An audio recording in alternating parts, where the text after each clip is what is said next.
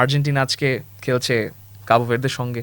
Lionel স্কালোনিকে প্রশ্ন করা হয়েছিল যে আপনারা কি ফিফা থেকে সুবিধা পাচ্ছেন কিনা, স্কালোনি এসে বলছেন যে না, এরকম সুবিধা দেওয়ার তো কিছু নাই। But what a match up, মানে আমরা কখনো এই ওয়ার্ল্ড কাপ শুরুর আগে কখনো ভাবি নাই যে আর্জেন্টিনার সঙ্গে একটা নকআউট ম্যাচে কাবো ভের্দের দেখা হতে পারে। কি হতে পারে আজকে ভাই?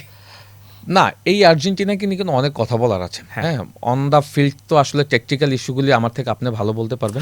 আমি আসলে বিকজ কোচিং পার্সপেক্টিভ থেকে আমি আসলে তেমন কোনো টেকনিক্যাল আলোচনা কম করি, কারণ আমি মাঠের আপনি আপনি বেশি দিতে পারেন, হ্যাঁ, মাঠই তো আমি যে সিনারিগুলি দেখি সেগুলি নিয়ে আলোচনা করি। বাট এই আর্জেন্টিনা তো একটা এখন ইমোশনের জায়গা। আপনি যদি দেখেন এই আর্জেন্টিনা বিহাইন্ড দ্য সিন অনেক ঘটনা ঘটেছে কিন্তু। হ্যাঁ, সেখান থেকে একটা দল রিভিল করা, সেখান থেকে ব্যাক টু ব্যাক 2টা কোপা আমেরিকা চ্যাম্পিয়ন হওয়া, তারপরে ওয়ার্ল্ড কাপ চ্যাম্পিয়ন হওয়া, ফিনালিজেমা চ্যাম্পিয়ন হওয়া। সো এই দলটা তো এখন আসলে একটা দল নাই। এই দলটা আমার কাছে মনে হয়েছে যে একটা পরিবার হয়ে গিয়েছে। হ্যাঁ, on the field, of the field. হ্যাঁ, যেটা হয় যে আপনার দলের লিডার যখন আসলে খুব ভালোভাবে টিমটাকে হ্যান্ডেল করবে, তখন অন দ্য ফিল্ডের পারফরমেন্স আপনি যত স্ট্রাগল করেন, যত টাফ অপোনেন্ট থাকেন, সেগুলি কিন্তু আপনি রিকভার করতে পারবেন। লাইক আমরা একটা যুদ্ধে গেলে যেটা হয় যে টিম ক্যাপ্টেন যখন আসলে আমাদেরকে বলে যে আজকে আমরা অপোনেন্টকে যেভাবে ঘায়েল করব, এটা এনি হাউ, তখন কিন্তু প্লেয়ার বাকি যারা রয়েছে, সোলজার যারা রয়েছে, তাদের ভিতরে কিন্তু একটা সাহস তৈরি হয়। সো আর্জেন্টিনা দলটা আমার কাছে মনে হচ্ছে যে এখন ওই পর্যায়ে চলে গিয়েছে। সো টেকনিক্যাল ইস্যু নিয়ে হয়তো আমরা পরে আলাপ করবো। আপনি যদি দেখেন এই দলটাতে স্কোলিনি হলো দ্য পাইলট, বাকিরা সব সেনাপতি আর কি, আমি এই দলটা মেইন স্ট্রেংথ ভাবি স্কোলোনিকে। সবাই হয়তো ভাবে যে লিওনেল মেসি রয়েছে, এমিলিয়ানো মার্টিনেজ রয়েছে, টিম ডেপথ অনেক স্ট্রং। বাট প্রথমে আমি লিওনেল স্কোলোনিকে নিব, বিকজ আপনি যদি দেখেন সে লাস্ট ওয়ার্ল্ড কাপের স্কোয়াড থেকে অনেক প্লেয়ারকে বাদ দিয়েছে, 17 জন বা 18 জনকে রেখেছে, বাট সে কিন্তু কোনো ইমোশন দেখেনি যে আমার লাস্ট স্কোয়াডের অনেক প্লেয়ারকে রাখতে হবে, তারা ওই স্কোয়াডের উইনিং প্লেয়ার। ওই জায়গাটা কিন্তু সে একদম কোনো অ্যালাউ করেনি।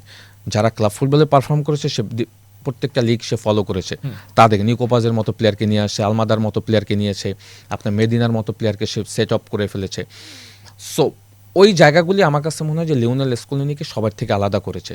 Eventually Lionel Scaloni that coach, এই হ্যাভ লট অফ প্ল্যান। একটা ম্যাচে তার কয়েকটা প্ল্যান থাকে, plan A B C D. So it's depends who is your অপোনেন্টের স্ট্রেংথ কোথায়, অপোনেন্টের উইক পয়েন্ট কোথায়, এইগুলি নিয়েই কিন্তু সে ম্যাচ রিড করে দেন সে গেম প্ল্যানটা এক্সিকিউশন করে। আর প্লেয়াররা সেটা করার জন্য আমার কাছে মনে হয় যে বাধ্য হয়। হ্যাঁ, বাধ্য হয় এই কারণে বললাম, কারণ প্লেয়াররা ওইটার জন্য রেডি থাকে। সো ডিপেন্ডস অন কোন সিচুয়েশন, ডিপেন্ডস অন আপনার দলে আসলে এই মুহূর্তে কারো ফর্মে রয়েছে, ডিপেন্ডস অন আপনার মিডফিল্ড প্যাটার্নের আসলে খেলার ভেরিয়েশন কি, সব কিছু মিলিয়ে কিন্তু সে দলটাকে ওইভাবে সাজায়। তো আজকে যেহেতু আপনি কেপ ভার্দের সাথে বলছেন, অনেকে হয়তো আমরা ধরে নিচ্ছি কেপ ভার্দে লো ডিফেন্ডিং করবে, সবাই 11 জন বলের পিছনে চলে যাবে, কোনো স্পেস দিবে না, সব স্পেসগুলি গোল স্কোরিং সব চ্যানেলগুলি বন্ধ করে দিবে। শোনেন, স্কোলিনি যেখানে থাকবে আপনি সব চ্যানেল বন্ধ করবেন, সব কিছু বন্ধ করবেন, বাট সে এমন একটা গেম প্ল্যান এক্সিকিউশন করবে, এটা ম্যাচ শুরু হলে আমরা দেখতে পারবো, যেটা প্লেয়াররা করে ম্যাচটাকে খুব সহজ করে ফেলবে। হ্যাঁ, এই কারণে বললাম ডেফিনেটলি লো ব্লক করার পরে যখন স্কোলিনি দেখবে কোনো স্পেস পাচ্ছে না, ডেফিনেটলি সে তাদেরকে অ্যালাউ করবে আর্জেন্টিনার হাপে আসার জন্য, কাউন্টার রেখে তোমরা আসো আমার দিকে, প্রেসার ইনভাইট, হ্যাঁ আসো, এসে সে টিমটাকে উপরে নিয়ে আসবে। হ্যাঁ, তখন আমরা দেখবো যে রোমেরো এবং লিয়াসান্দ্রো মার্টিনেজ তার স্লো টেম্পোতে খেলাটাকে বিল্ড আপ করবে, তাদেরকে প্রেসিংয়ের জন্য ইনভাইট করবে, পিছনে স্পেস তৈরি হবে, দেন তারা আবার অ্যাটাক করবে। সামও এটা হতে পারে, ওটা না হলে সেট পিস তারা অ্যালাউ করবে যে আমরা সেট পিসে যাবো, সেট পিস না হলে লং রেঞ্জ শ্যুট করবে। সো লট অফ প্ল্যান কিন্তু আমার কাছে মনে হয় যে স্কোলিনি করে রেখেছে। সো ভয় পাওয়ার কিছু না, যারা আর্জেন্টিনার ফ্যান আছে, আমার মনে হয় যে কেপ ভার্দে অ্যাগেনস্ট স্পেন যেটা করেছে, অ্যাগেনস্ট উরুগুয়ে যেটা করেছে, বা সৌদি আরবের সাথে যেভাবে করেছে, আজকে সেটা করতে চাবে, বাট আমার কাছে মনে হয় সেটা তারা করে সাকসেস হতে পারবে। এমনি ভাই স্পট অন। আপনি যে অ্যাসেসমেন্টটা দিলেন from Lionel Scaloni's textbook, I think যারা আজকের ম্যাচ নিয়ে ভয় পাচ্ছেন, আর্জেন্টিনার ফ্যান যারা আছেন, তারা প্রবলি মানে বুকে আসলে পানি পাবেন যে না ঠিক আছে, it's going to be fine. But এখানে একটা ইন্টারেস্টিং প্রশ্ন আছে ইমাম হোসেন, যে কাবো ভের্দে আজকে আর্জেন্টিনাকে টাফ টাইম দিবে বলে মনে হচ্ছে, তবে আর্জেন্টিনা যেটা আপনি বলছেন সেট পিস থেকে ম্যাজিক রেজাল্ট বের করে আনতে পারবে, আর মেসি ম্যাজিক তো আছেই। সো মানে কাবো ভের্দেকে আমরা অলরেডি 3টা ম্যাচ দেখে ফেলছি যে they can sit in a low block, but মানে সিচুয়েশন বুঝে দে উইল মানে ট্র্যাপ ইউ, প্রেসিং ট্র্যাপটা ক্রিয়েট করে they will try to get you on the attacking side. মানে কাবো ভের্দের কোন জায়গাটায় আসলে আর্জেন্টিনা একটু মানে একটু সতর্ক থাকতে পারে বলে মনে হয়? ধরেন উনি যেরকম বলতেছে টাফ টাইম দেওয়ার কথা বলতেছে, একটা তো ডেফিনিট যে কাউন্টার অ্যাটাক, ওদের কিন্তু প্লে মেকার ওরা ভালো খেলতেছে এই ওয়ার্ল্ড কাপে।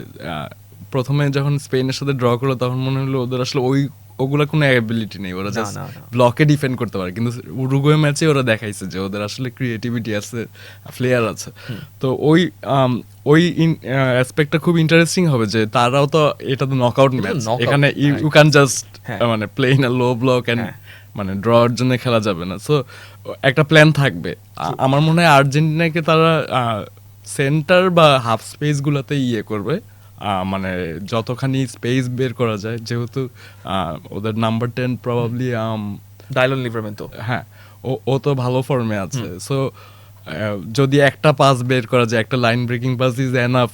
আর ওরা ডিফেন্সিভলি যেহেতু সলিড, ওরা চাবে যে ওই একটা ফার্স্ট গোলটা করে যাতে আর্জেন্টিনাকে ওই প্রেশারটা দেওয়া যায়। আর্জেন্টিনার আমার মনে হয় উইং থেকে আর কি অ্যাটাকগুলা হয়তো বিল্ড হতে পারে, যেহেতু ওরা এত কম্প্যাক্ট একটা ব্লকে খেলে কাবো ভার্দে। ওইখানে ওরা কিন্তু একটা ম্যানকে চেজ করে না, কেউ যদি উইং থেকে বের হয়ে যায় ওরা ওই স্পেসটা দেয় যে ও রান নিচ্ছে আর কি, ওরা অ্যাজ আ স্ট্রাকচার মুভ করে আর কি। তো ওই জায়গায় দেখা যায় যে মেসির মতো কেউ হয়তো পাস পিক করবে, যেটা ওরা এতদিন দেখে নাই।